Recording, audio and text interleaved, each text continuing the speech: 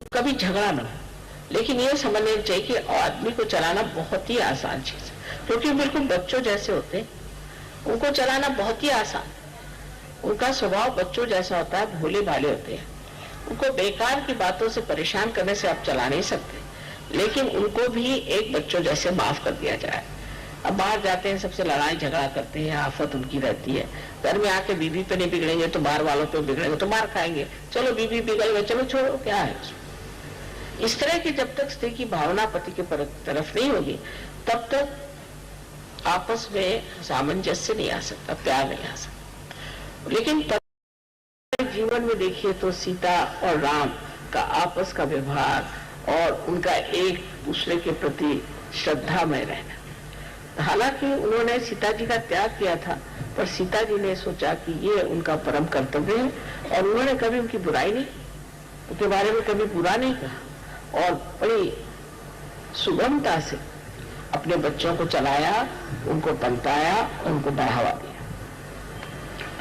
इस श्री राम के जो दो बच्चे हुए, इनको हम लव और कुश कहते हैं, वो भी एक भक्त स्वरूप कहना चाहिए कि जो संसार में आए, इनको हम शिष्य की तरह से देख सकते हैं। ये शिष्य के द्योतक है और हमारे भी शिष्यत्व की एक शक्ति है जिससे हम किसी के शिष्य हो सकते हैं। शिष्य स्वरूप इन लोगों ने बहुत छोटी उम्र में धनु विद्या सीख ली थी और इस छोटेपन में ही उन्होंने रामायण आदि और संगीत पर बहुत ही कुछ प्रावीण्य पाया था। इसका मतलब यह है कि शिष्य को पूरी तरह से अपने गुरु को समर्पित होना चाहिए। यह शिष्य का जो स्वरूप है, यह हमारे अंदर भी सबके स्थित है। और माँ जो कि शक्ति थी, उसके प्रति वो पूरी तरह से समर्पित थे। उस वक्त श्री राम से भी लड़ने के लिए वो तैयार हो गए, क्योंकि अपने माँ के लिए।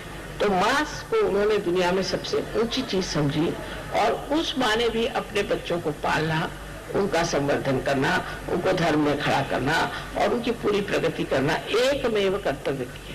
नहीं तो अपने आजकल की औरतें रात दिन रोते ही रहेंगे, मेरे पति ने छोड़ दिया, पति ने छोड़ दिया। और जब पति मिलेगा तो उससे लड़ती रहेंगे हर समय, और जब पति ने छोड़ दिया तो रोती रहेंगी। छोड़ दिया तो कोई बात नहीं, मेरे बच्चे हैं, इनको मुझे संभालना है और इनके प्रति कोई भी ऐसी बात नहीं होनी चाहिए कि जिससे मेरे बच्चों का कुछ कम रह जाए। ये एक सीता जी की एक विशेष जीवनी है कि उनकी वीरता